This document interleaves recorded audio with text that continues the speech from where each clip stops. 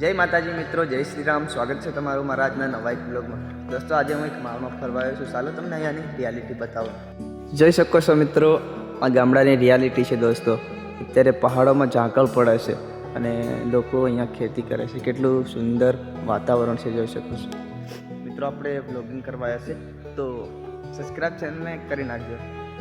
સો મિત્રો, જોઈ શકો છો. તો હજી આપણે આગળ ઘણું બધું જોવાનું છે, તો દોસ્તો વ્લોગમાં કન્ટિન્યુ કરો.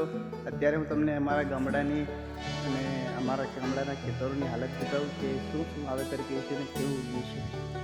જોઈ શકો છો મિત્રો, અહીંયા તો મકાઈ છે, જો પહેલાંની છે. અત્યારે છરણા કર્યા છે તે મસ્ત ઉગી ગયા છે. ને આ બાજુ લથુરા અમારા ભાષામાં કે તમારી ભાષા તો નહીં ખબર. આ મકાઈ છે, અત્યારે બધામાં જ ઉગતું છે. તો તમારે ત્યાં પાક કેવું ઉગ્યો ને કેવું વાવેતર છે કોમેન્ટ કરી નાખજો મિત્રો. ને જોઈ શકો છો આ થોડા ને કે કહીની રિયાલિટી ગામડાની તો મસ્ત જ લાગે છે દોસ્તો. જોઈ શકો છો તમે.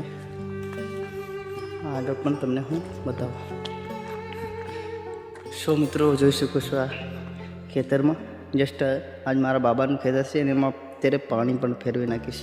તમારે ત્યાં પાણી ફેરવ્યું કે ના ફેરવ્યું એવું કોમેન્ટ કરજો. જોઈ શકો છો મિત્રો.